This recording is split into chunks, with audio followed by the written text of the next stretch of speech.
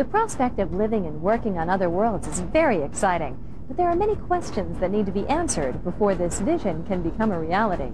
Food concerns, radiation exposure, spacesuits that can withstand the rigors placed upon them, and a host of other problems are concerns for NASA planners.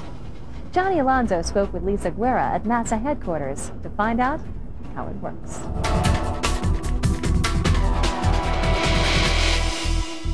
In the late 60s and early 70s, researchers at NASA learned quite a bit about living and working on other worlds with the success of the Apollo moon landings. These missions helped broaden our understanding of how humans could work and interact outside of the comforts of Earth. But even though much was learned about problems astronauts would face on other worlds, the human presence on the moon was relatively short, generally only a few days at a time.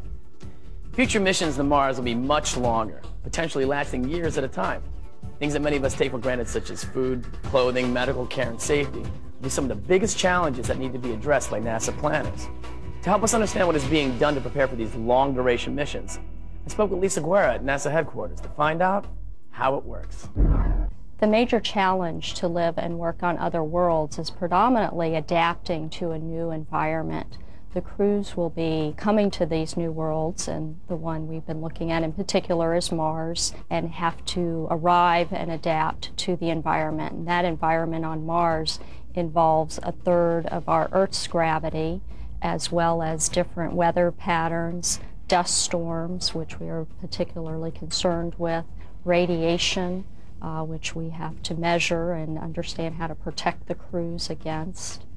And in particular, these crews will be traveling for long distances from Earth to Mars, and we will have to have the crews fend for themselves once they get there. There will not be hosts of doctors and NASA personnel when they arrive, and so are they physically able to adapt to this environment as soon as they get there. So when our astronauts arrive at Mars, will they have to build permanent bases, or could they just live on the spacecraft that they arrive in? Whether they live in their spacecraft or we would have to have a more permanent habitat for them would depend on how long they would stay at Mars. And there are two different approaches to sending crews to Mars.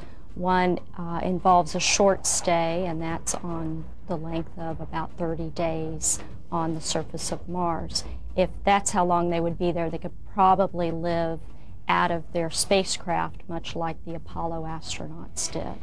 However, if we take the other approach to going to Mars, they could be there for almost 500 days, from a year to 500 days in Mars vicinity. And in that case, it's a very long time for 6 people to live out of one spacecraft, so we would probably have a larger habitat and presence on the surface. It would also mean we'd probably need other power sources than solar power, because they'd have to sustain their activities for such a long period of time. And with the weather and dust conditions, it makes solar power very difficult on Mars. So, Lisa, when astronauts are on Mars for years at a time, how would they get their food and water? As I mentioned, if they could stay for over a year, ideally, you could use some of the resources that might be on Mars. And with our current Mars robotic program, we are trying to determine the levels of potential water or water ice on the planet. And if we do find sources in large quantities of water, we could use that for the crews, as well as use it in fuel cells for power generation. We could also use the atmosphere, which is made up predominantly of carbon dioxide, and you could use methods to decompose the carbon dioxide into oxygen, and then we could use that oxygen for the spacecraft air. As far as food goes, again, if you have water and oxygen, you could ultimately see the crews developing their own growth chambers and actually growing their own food. And that would be something we'd look into if we were staying there for a long time. What are some of the differences astronauts might face, working on the moon compared to working on Mars? The difference between spending and occupying time on the moon to Mars, first and foremost, is that the moon is much closer to the Earth, about a 3-day trip. We could actually rescue the crews if necessary. They could come back and get medical care. They would not have to be as self-sufficient, and you could set up like a ferry system with logistics, much like we do with the space station. So again, the crews could operate for varying amounts of time, but still be reliant on the Earth. Whereas the distance to Mars is so much greater, we'd have to build the reliability and maintainability into our systems and have the crews be much more self-sufficient.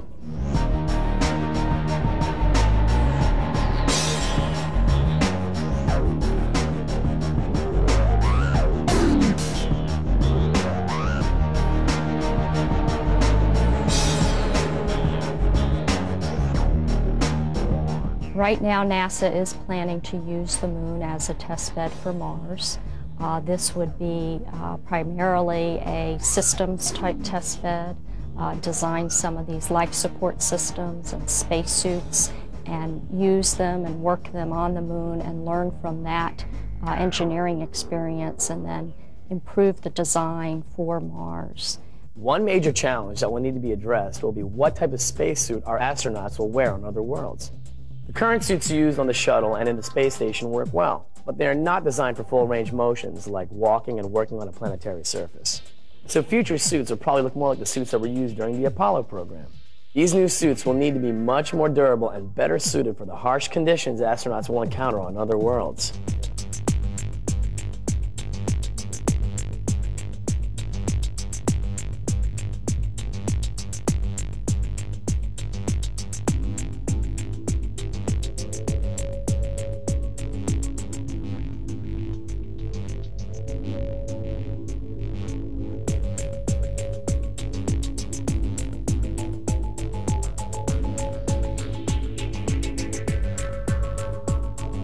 The other issue, though, with spacesuits for Mars is the dust issue.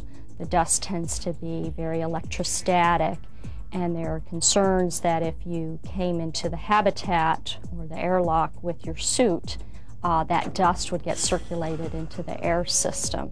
So there are concepts being developed where maybe the suit never comes into your habitat, that you actually step out of it, like walk out from the back of your suit into your habitat, and the suit's always exposed to the environment. We're looking at this as not just a milestone, but a journey to actually get beyond Earth orbit, to get beyond the moon and go to other worlds. And so everything we do today and everything we expect to do in the next couple of decades will give us a capability to enable us to get to Mars. And it may not be within my career, but it may be the young engineers in school today, that they will see it through, and the next generation and the next generation. So that's how it works. So for the next generation of explorers, a walk on Mars might be in the cards. With my pull here at NASA, I just might see you there. That's it for this edition of Destination Tomorrow. I'm Steele McGonigal. And I'm Kara O'Brien. For all of us here at NASA, we'll see you next time.